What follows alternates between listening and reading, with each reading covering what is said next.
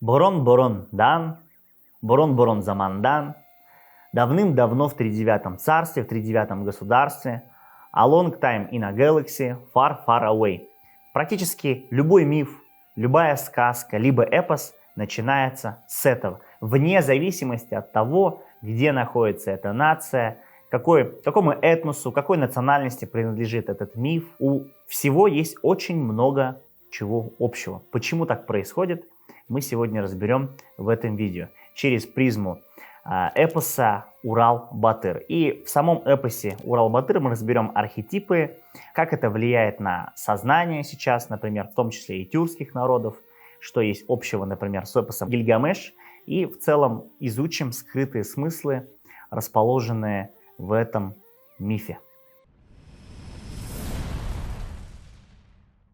На самом деле сейчас идет такой некий тренд на познание своей аутентичности. Откуда я, кто я, как я появился на свет, кто в моем роду находится. На самом деле, даже если с точки зрения науки изучать, для того, чтобы вы появились на свет, было приложено очень много усилий. И вы сидите, сейчас можете смотреть это видео, изучать, созерцать этот мир. Поэтому сегодня мы изучим эпос Урал-Батыр. На самом деле я его читал еще в раннем детстве. В том числе он хранился, так скажем, и в моем сознании, потому что я по национальности башкир. Мы все созданы народами для того, чтобы мы познавали друг друга, для того, чтобы мы знакомились с культурами друг друга, да, потому что это интересно, этим и интересен мир, особенно это заметно в путешествиях. Что хочется сказать про Урал-Батыр?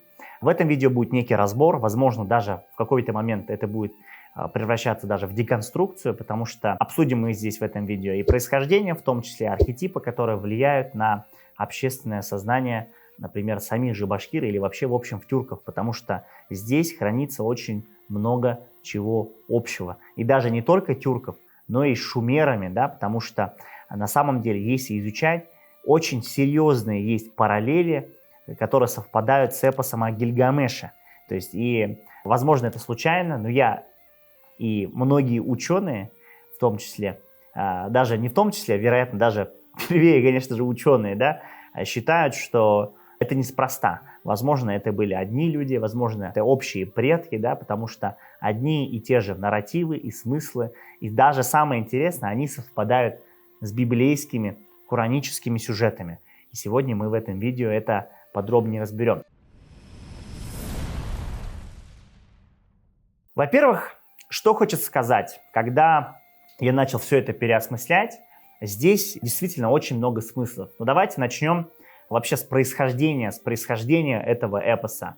Зафиксировали эпос уже в письменном виде только в начале 20 века. Это сделал Мухаммедшах Бурангулов, он ездил по деревням. Самое интересное, есть такое сказание, что он приехал на лошади. И есть такие люди, так называемые сасаны. Сасаны — это хранители древних текстов. Они были такими, знаете, сказателями, грубо говоря, стендаперами, певцами или рэперами. В рамках того, чтобы получить вот этот эпос, он собирал, ездил по деревням, провел там очень много времени. И даже по преданиям говорится, по истории, да, что он отдал своего коня для того, чтобы ему этот эпос поведали. В конечном итоге Мухаммедшах Бурангулов был репрессирован. Вообще вся эта история, она в какой-то степени конспирологическая, окутана такой множеством тайн. Почему? Потому что зафиксировали эпос только в начале 20 века. Отсюда появилась теория, что, возможно, Мухаммедшах Бурангулов, на самом деле, тоже в том числе он был и учителем, и писателем, что, возможно, он все-таки сам это выдумал, и это его произведение. Но, с другой стороны, это могло быть просто клеветой и пропагандой. Почему? Потому что, действительно, если смотреть этот эпос, у него есть множество разных вариаций и разные сесены. То есть люди, которые знали этот эпос, они находились в разных местах. И на самом деле в тюркской традиции, например, все передавалось устно. Как таковой письменность была, но как таковой, вот знаете, у людей была хорошая память, и они не фиксировали в какой-то письменности. Но самое интересное, например, даже есть вот эпос о Гильгамеше, там, например, есть вот эти манускрипты, которые расшифровывали, и тоже, по сути, расшифровали их только в 20 веке, да, вот эта английская экспедиция, они расшифровали и поведали миру про эпос о Гильгамеше. И самое интересное, когда они это делали, они увидели, что оно очень сильно совпадает с библейскими сюжетами. И на самом деле и Урал-Батыр совпадает с библейскими сюжетами, и мы в этом видео это подробнее разберем. И это наталкивает на очень интересные мысли.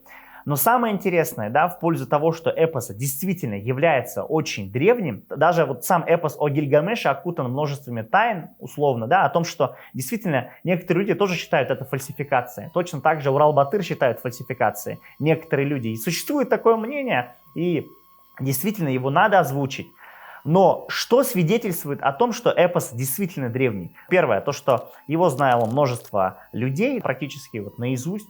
Он был в некотором роде в разных вариациях, в разных районах и областях. Это, во-первых. Во-вторых, там очень глубокие смыслы, которые человек, писатель данного времени, даже если бы он хотел, он бы не смог их заложить. Конечно, культурный код где-то как-то совпадает, но там настолько множество смыслов, вот знаете, как некий айсберг. Это все отсылает к тому, что действительно можно отнести это все к эпохе Бронзового века, периода, когда, ну, по сути, там 3-4 тысячи лет до нашей эры. И на самом деле эпос о Гильгамеше, ученые установили, что это самое древнее цельное произведение, которое берет начало из Шумера и тоже имеет свое начало около 4000 лет до нашей эры. Чтобы было понимание, что да, даже вот эти священные тексты, они появились в письменной форме куда более, сохранились, да, куда более позже. Но если смотреть и библейский сюжет, то надо понимать, что они берут от начала самого Адамового сотворения. Но в любом случае эти мифы, они имеют очень много общего, и подробнее об этом в этом видео мы с вами это разберем. Что хочется сказать?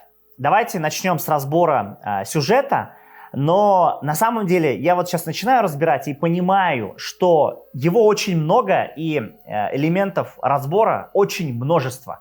Поэтому я сильно не буду погружаться, а буду затрагивать и показывать, какие смыслы оттуда можно вытащить.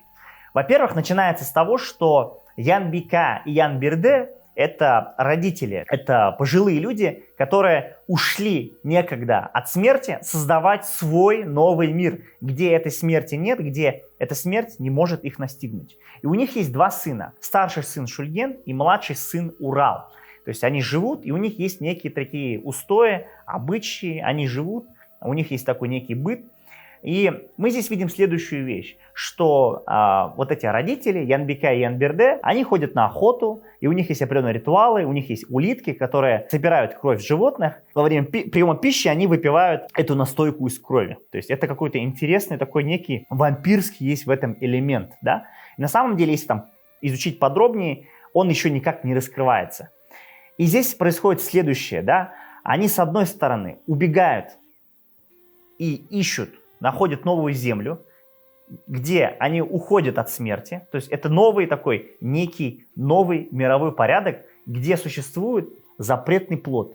Потому что своим сыновьям они еще запрещают до своего взросления отведать эту кровь, которая собирается с животных.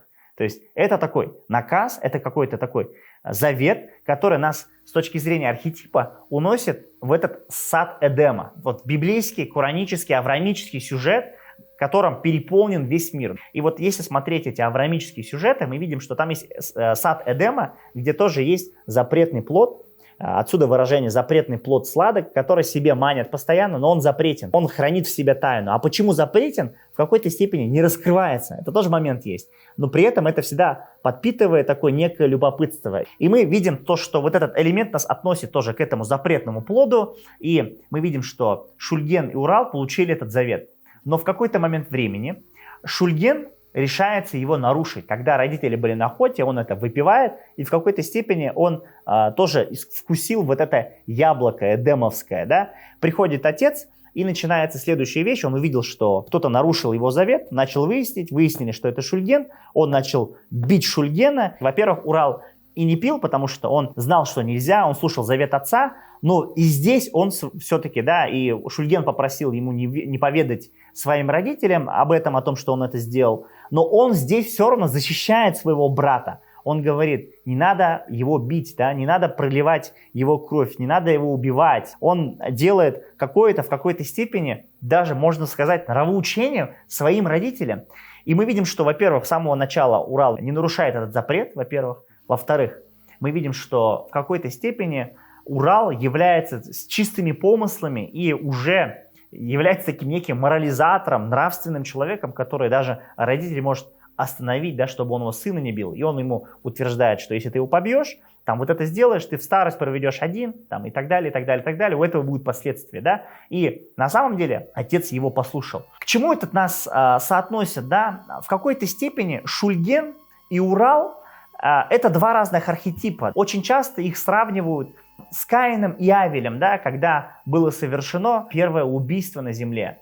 Но на самом деле я здесь увидел еще одну тонкую параллель, потому что Каин и Авель, то есть происходит братоубийство, а здесь, даже несмотря на то, что во всем сюжете Шульген является таким неким антагонистом, да, который является человеком зла, является человеком завистливым по отношению к своему брату, да, потому что у брата всегда все получается, он сохраняет высокие мотивы, спасает людей, его люди возносят. У Шульгена не получается, он завистлив.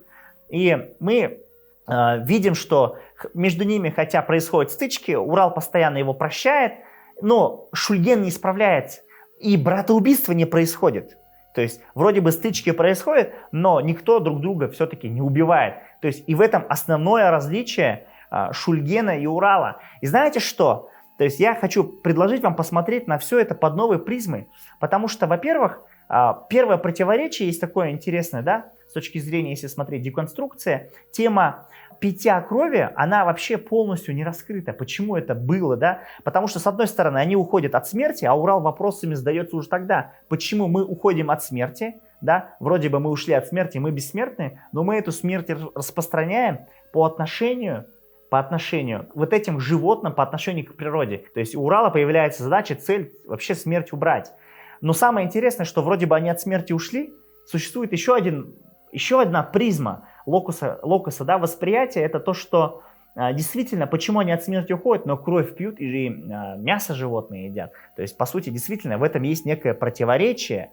Почему это так? То есть, это вопрос остается открытым. Идем дальше. И на самом деле я хочу сравнить Урала и Шульгена как на сатану и Адама, как на Иблиса и Адама. Потому что когда основной мотив и основной нарратив этого произведения, между ними происходит связь и в какой-то степени некая, то есть постоянно у Шульгена есть зависть по отношению, соответственно, Уралу.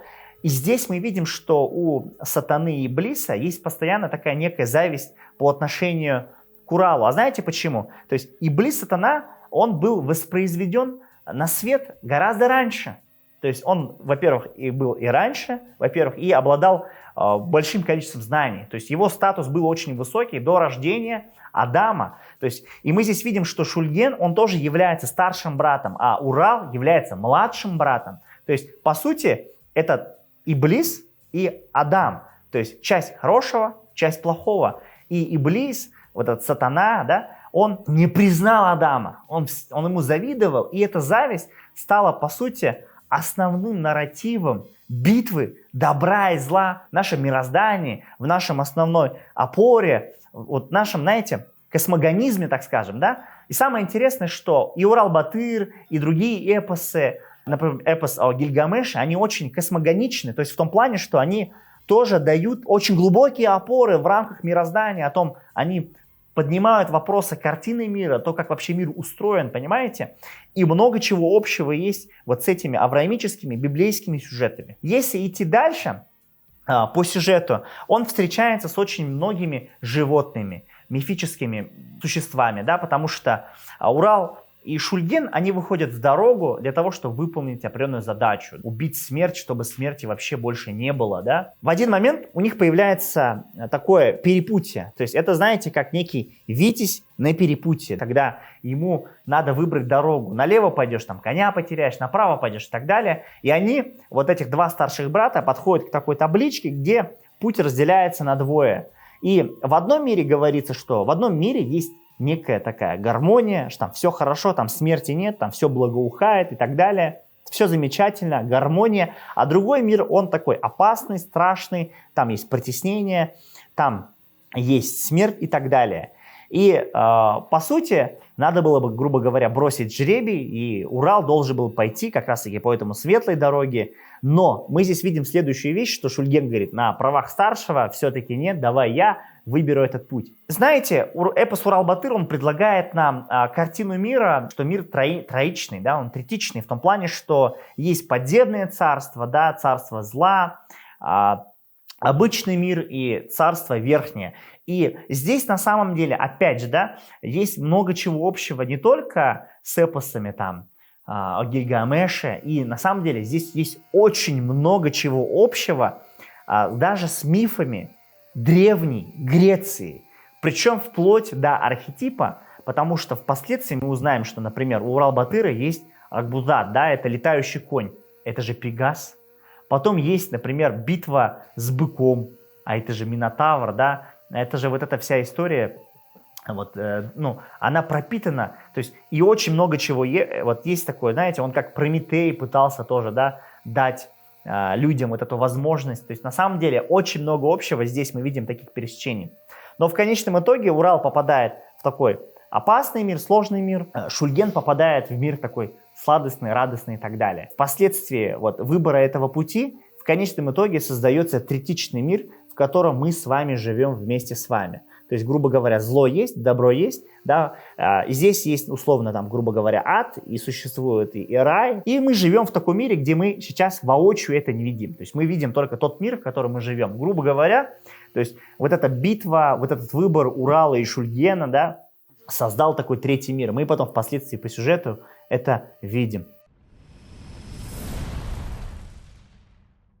По сути, вот этот выбор пути, с которым столкнулся Шульген и Урал, это в какой-то степени описывается такое создание нового мироздания, да, в котором все-таки вот этот Шульген попадает в добрый, прекрасный мир. Это, знаете, можно с чем соотнести? С тем, что Иблис, сатана, то есть, смотря с какой стороны посмотреть, в одном месте говорит, что он джин, да, например, с точки зрения ислама, с точки зрения христианства это ангел, только падший ангел. В любом случае он был в светлом месте под названием рай, то есть он только он и существовал на тот момент. Здесь мы тоже видим, что Шульген выбирает вот эту светлую дорогу, он туда попадает. То есть, по сути, он в какой-то степени действительно архетип вот этого Иблиса, вот этого падшего ангела, он выбирает этот путь. А Урал, опять же, да, когда совершил вот такое, как и Адам, они вкусили вот это яблоко, они попали в мир земли, да, в конечном итоге, если сравнивать его с раем, он был адом, они испугались своей наготы, там очень много чего происходило в том плане, что уже, если сравнить даже рай с нашим человеческим миром, то наш человеческий мир покажется для них адом, естественно, да, такой он. И мы это видим, мы это замечаем, и в какой-то степени Шульген и Урал начинают создавать этот мир. И самое интересное происходит потом, что они начинают сталкиваться с очень интересными архетипами, то есть они попадают в разные царства, то есть это требует отдельного такого некого разбора, так скажем. Если я начну погружаться в эти детали, этого видео не хватит. Нам нужно будет часа 3-5 разбирать только вот все вот эти процессы сюжета. Самое интересное, что не только у тюрков понятно, что они вот с прямым текстом вот, совпадают там Самрау, Хомай, Акбузат, летающий конь, то есть это все прям один в один. Но даже вот, опять же, да, с мифами Древней Греции совпадает, шумерским эпосом о Гильгамеш, когда он ищет вечный цветок счастья, который, когда он убьет смерть. То есть это такой высокий мотив, да, который помогает вроде бы, хочет помочь всему человечеству убить смерть, уничтожить ее. И даже некая такая сепарация от родителей, когда происходит отделение от родителей, да, в какой-то степени происходит. И даже если смотреть историю Адама и Евы, это тоже отделение от Бога, да, то, что они откололись, это тоже своего рода сепарация. То есть это очень глубокие архетипы, они есть везде. И вообще все человечество стоит на этих смыслах, потому что миром управляют мифы, потому что миром управляют нарративы, миром управляют смыслы, мои дорогие друзья. И на этих смыслах они пронизаны, и они самое действительно, вот самое интересное, что не в зависимости от того, какую сказку, эпос, миф, сюжет библейский, авраамический, какой мы будем разбирать, они всегда будут иметь много чего общего. И это действительно стоит исследовать, это действительно стоит нашего внимания. И Урал-Батыр потом начинает встречаться там со злодеями, начинает их побеждать, начинает встречаться, по сути, со змеями, там, с разными, да, с разными животными, с быком, как в Древней Греции Тесей. И он сталкивается с этим, он побеждает, его возносят и так далее происходит. Потом Ашульген, наоборот, он начинает договариваться там с чем-то, начинает зарадствовать, он видит, что у Урала там все получается, ему эту информацию доносит. То есть мы видим два параллельных сюжета, два параллельных развития, как развивается ад и рай, и земная жизнь, они потом создается посередине. Происходит создание вот этого нового мира, наполнение новыми смыслами, да, оно происходит здесь и сейчас. И это пронизано, все эти смыслы, они пронизаны, да, и мы можем разбирать множество разных смыслов о том, что змей — это в какой-то степени материальный мир, да, по сути, с которым он сталкивается. То есть бык — это то, с чем он первым сталкивается. Бык — это, по сути, олицетворение животной части себя. И мы видим, что все равно вот эта животная часть, она присутствует, и он эту животную часть одолевает, да, он этого быка приручает. Дальше с чем он сталкивается? Он сталкивается со змеем. И вот, знаете, змеиная тема, она очень популярная, да, потому что если смотреть библейский сюжет, именно змей стал тем самым олицетворением, почему человек был прикован к этой земле, да, по сути, он стал элементом такого грехопадения, да, поэтому мужчина вынужден работать, не покладая рук, женщина вынуждена рожать, страдать. И все люди не любят змей, да, потому что змеи, они такие неприятные нам на вид. И со змеями очень много чего связано. Например, Древний Египет, да, очень много колдовства вокруг змей. Змей такое некое олицетворение такой хитрости, неприятности и в какой-то степени символ материального мира, да. И мы видим, что здесь он сталкивается со змеем, да. И этот змей, причем он еще умеет маскироваться, он умеет быстро превращаться. Также это может отнести нас к очень глубокой конспирологии о том, как, то есть вот эти все конспирологические теории, что существуют рептилии, которые захватили мир, у них другой цвет крови, они манипулируют нами, они могут прикидываться людьми, а мы этого можем не замечать. То есть на самом деле очень много смыслов можно вытащить именно отсюда, со встречи со змеем, например, в том числе, да. Также вот эти дивы можно отнести, что это зло, оно является структурой, когда он зло побеждает, создается мир, из их тел происходит весь ландшафт этого мира, понимаете? То есть очень-очень много смыслов здесь можно достать. Но в конечном итоге это столкновение со своей животной частью, то есть на самом деле, да, и столкновение с алчностью в виде змея и так далее. И все это происходит в одном таком мире. Если разобрать все эти смыслы глубже, действительно, очень много символизма здесь можно достать, но я сейчас хочу перейти уже, знаете, вот к чему. Перейти уже больше к тому, что этот эпос, он даже не совсем, можно сказать, башкирский в том широком смысле этого слова, да, что действительно, да, это повод для национальных мотивов, да, для башкирского народа, но хочется сказать, там, башкиры как таковой, как топоним, да, он там сильно не упоминается. В том плане, что он имеет более широкое значение для всего мироздания. И Урал-Батыр, он в широком смысле не является именно национальным героем, потому что он имеет мотив помочь всему миру, всему мирозданию, да, как практически, как пророк некий, да, который пытается биться не только за какую-то нацию, национальность, да, а за все человечество, потому что он всему человечеству хочет даровать вот этот вечный источник, да, если в эпосе о Гильгамеше это цветок, то здесь это вечный источник, тоже опять общий, да, и мы видим, что в какой-то момент эта битва происходит, когда Шульген там определенный путь прошел, Урал, то есть Шульген ему постоянно завидует, потому что все хотели взять, грубо говоря, в дочери, вот эту божественную дочь, чистую, да, это дочь Самрау, в какой-то степени Самрау это нечто такое божественное имеет начало, Хомай это, знаете, в какой-то степени чистый ангел, да, они хотят заключить вот этот божественный союз, потому что она чиста, она красива, но этого добивается Урал, вот это такой некий божественный союз. Что хочется сказать?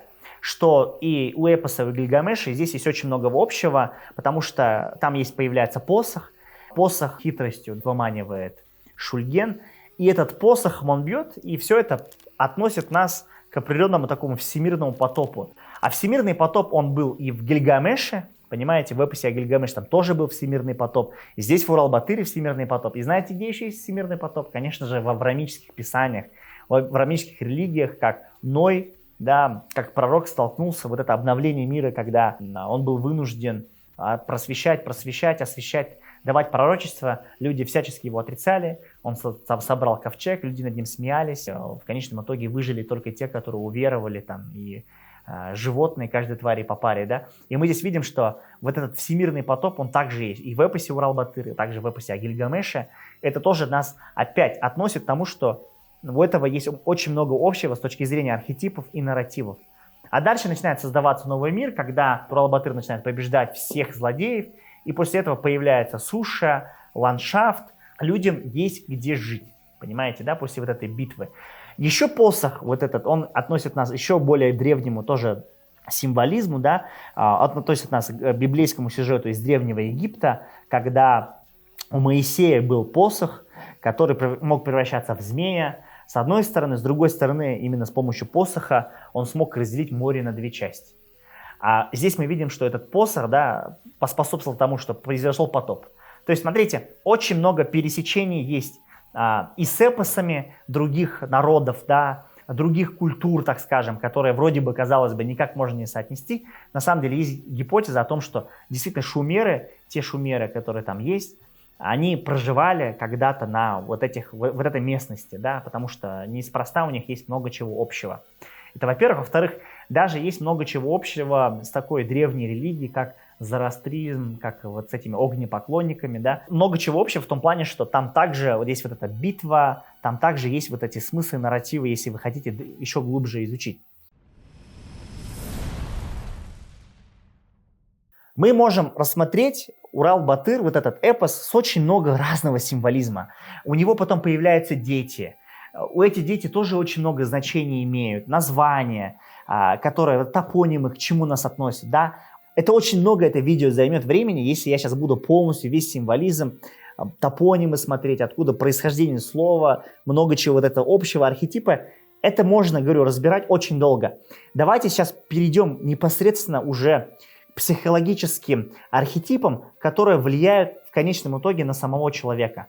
Потому что, например, вот этот эпос, мы уже поняли, что он имеет много чего общего со всеми мировыми архетипами, это во-первых. Во-вторых, непосредственно, например, для башкир, да, потому что они являются представителями этого эпоса в том плане, что на моей памяти происходит очень много конкурсов, называется Урал-Батыр, когда этот эпос заучивают. Практически каждый башкир этот эпос читал, изучал его и так далее. Самое интересное, что даже не в зависимости от того, что изучал ли это башкир или нет, человек живет в этой среде, а все общественное сознание стоит именно на этих нарративах. Поэтому давайте попробуем разобрать, как эпос Урал-Батыр влияет на общественное сознание этого населения. Мы видим здесь яркого представителя, это Урал-Батыр. Он имеет общие такие, знаете, мотивы высокого сознания в том плане, что у него есть такой сильный архетип служения. То есть ему очень важно служить чему-то высшему. У него есть такой глубокий духовный смысл. Он хочет служить высшему, он хочет помочь всем людям. У него высокие мотивы справедливости, он всегда ищет справедливость. И в какой-то степени я бы еще отметил один, возможно, он будет неприятен, но я буду непосредственен, ребята. Он имеет наивность, да, почему? Потому что каждый раз, когда он попадает в какое-то царство, по сути, человек имеет право, даже я в какой-то степени должен жить по принципу здорового обмена, да, он не должен все делать там с точки зрения того, что я сделал, и я ничего за это не получу. Вот в какой степени? Почему, например, у тебя, например, есть дети. У тебя есть дети, они дома у тебя сидят условно, а тут ты приходишь, делаешь какую-то работу, причем очень сложную работу, которую никто не может сделать, и ты говоришь, мне ничего за это не надо. А ему при этом каждый раз говорят, когда он эту работу выполняет, возьми это, возьми то. Да, это высший мотив, он должен быть, да, это мотив, который служит чем-то высшим, да, особенно в эпоху капитализма. При этом ты не должен забывать где-то о себе, ты не должен забывать полностью слепо о людях, детях, своей семье, потому что они зависят от твоего достатка. А здесь он просто слепо там берет, и ему ничего не надо. Во-вторых, даже самое интересное, что вот эти народы, которым он помогает, они сидят, и они сидят в какой-то жертве. Они ждут чуда, что придет сейчас Спаситель. Ребята, Спаситель сам по себе не придет. То есть необходимо самому какие-то причины создавать. А мы видим, что они ждут чуда, дожидают Урал-Батыра. Почему ждать? Обязательно ждать Урал-Батыра, когда он придет. А вдруг он не придет, да? А вдруг он придет только тогда, когда ты начнешь действовать. Поэтому очень важно действовать.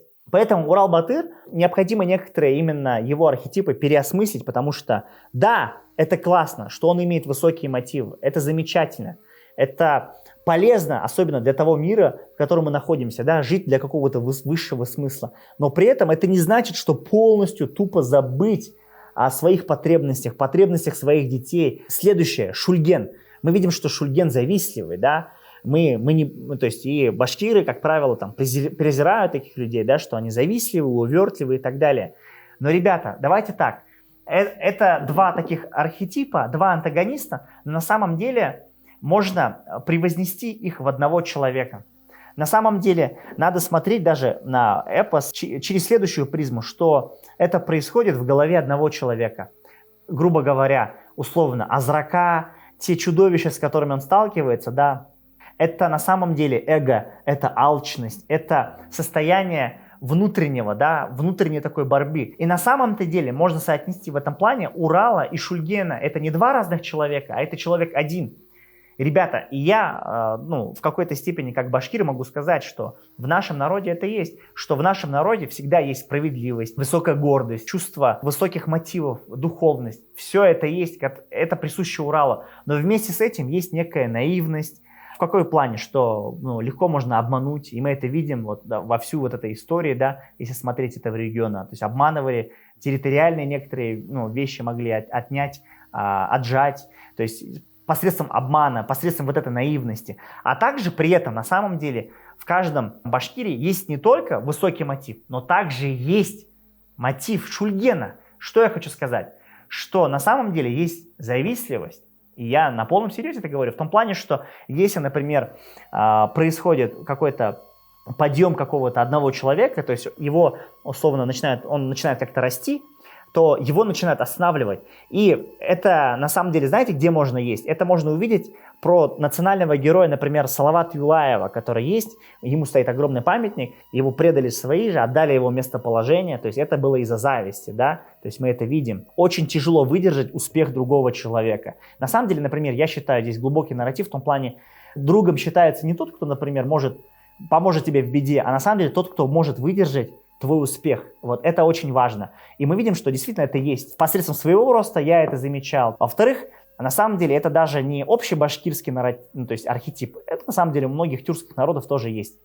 Признают какого-то человека успешным только тогда, когда он уже действительно выстрелил. На самом деле вот я это видео записываю недавно, трек Хомай, и он стрельнул, порвал все чарты, стал мировым трендом. А я давно это видео хотел записать и понял, что вот пора, да, то есть пора эти вопросы затронуть как раз-таки вот сейчас, переосмыслить где-то, чтобы подчеркнуть какие-то общие смыслы, да, архетипы, которые общемировые тренды, а также вот эти психотипы, которые также необходимо переосмысливать. В том плане, что надо понять, что нами движет глубинно, да. Когда мы сможем это переосмыслить, мы уже сможем понять, что нам нужно взять, а что можно как бы отодвинуть и поменять, да, потому что надо смотреть на тот мир, в котором мы сейчас живем, необходимо как-то себя проявлять, как-то себя ставить, как-то быть полезным, не быть, то есть, да, действительно, любить свою национальность важно, но при этом важно быть человеком мира, да, потому что даже эпос Урал-Батыр этому учит, да, он не националист,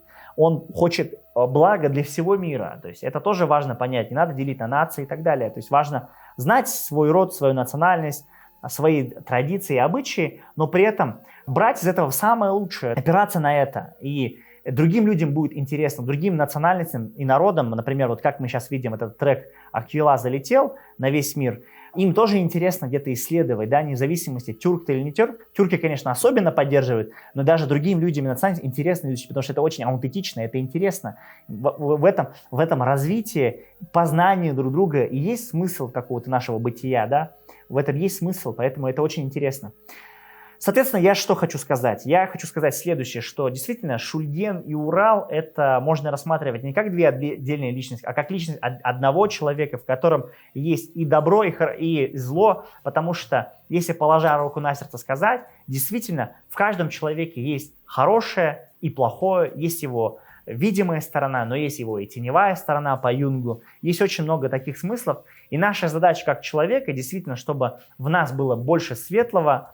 И также необходимо использовать и свое эго, не надо убивать свое эго. Необходимо сделать так, чтобы оно нам служило, чтобы оно нам помогало, чтобы эти нарративы, которые внутри нас глубинно сокрыты, чтобы они действительно служили нам, чтобы они нам помогали, чтобы мы действительно могли служить миру, людям, да, потому что Бог создал людей. Если Бог создал людей, то Бог, Он везде, Он трансцендентен, но при этом мы знаем, что как можно, например, оказать любовь к Богу, только служа людям, потому что люди, то есть Он создал людей, да, то есть, соответственно, мы должны людям помогать. Как Урал-Батыр вот в эпосе, да, мог сам себя спасти, да, выпить и стать бессмертным, но вместо этого он проливает ее на землю. Урал-Батыр тем самым показывает, что на самом деле самое главное – это люди. И в конце мы видим, что он дает последнюю проповедь, как пророк в какой-то степени. Да? Он дает последнюю проповедь. «Я был один, я ни с кем не советовался, а вы советуйтесь». То есть, по сути, он показывает и обозначает, что нам необходимо жить в мире, нам необходимо друг с другом советоваться,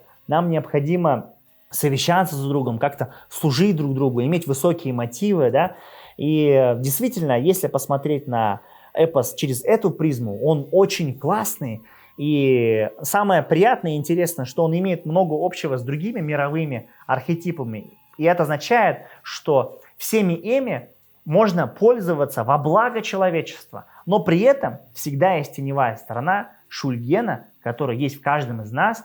И самое интересное, что Шульген-то в конечном итоге в эпосе он выжил, он остался, а это означает, что это есть в нас, понимаете? И это наша задача работать с этим, да? Знать, как с этим работать. Потому что мы видим, что тот мир, в котором мы живем, да, что действительно сейчас очень много зла существует, очень много розни, очень много противоречий, очень много, где мы разделяемся, очень много разделений происходит. Понимаете, где нас разделяют по половому признаку мужчин и женщин, да, где нас разделяют по этническому признаку, по религиозному признаку, нас все пытаются разделить.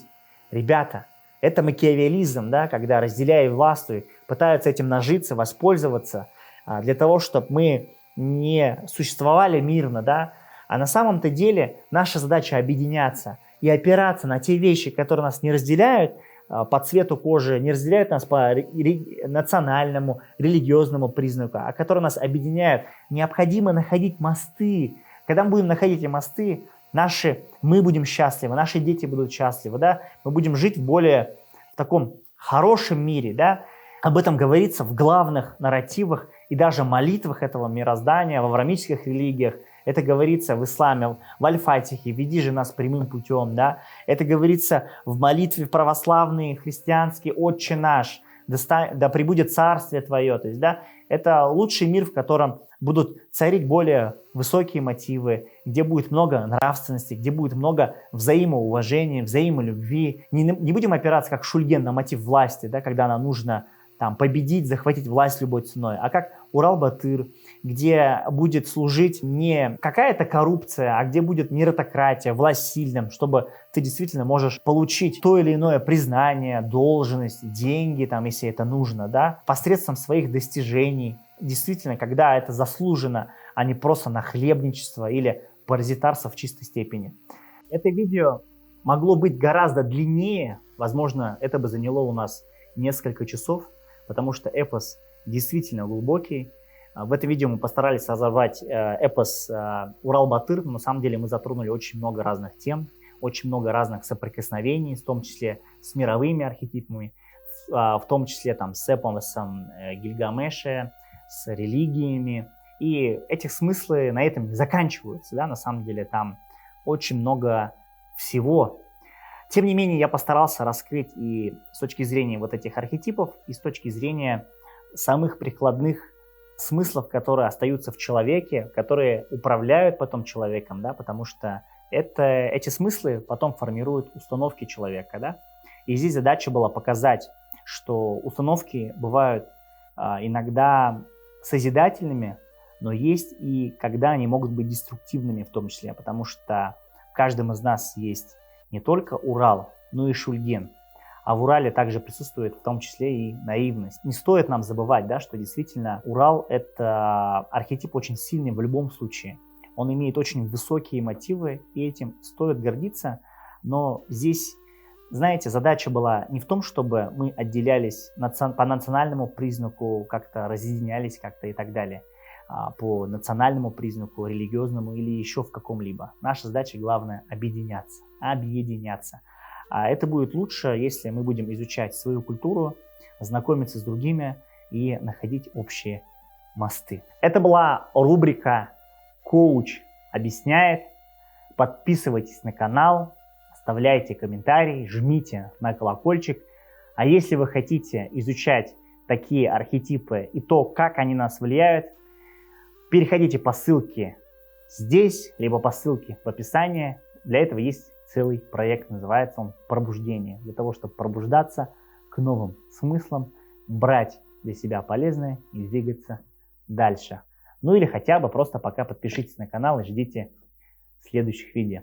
До скорых встреч!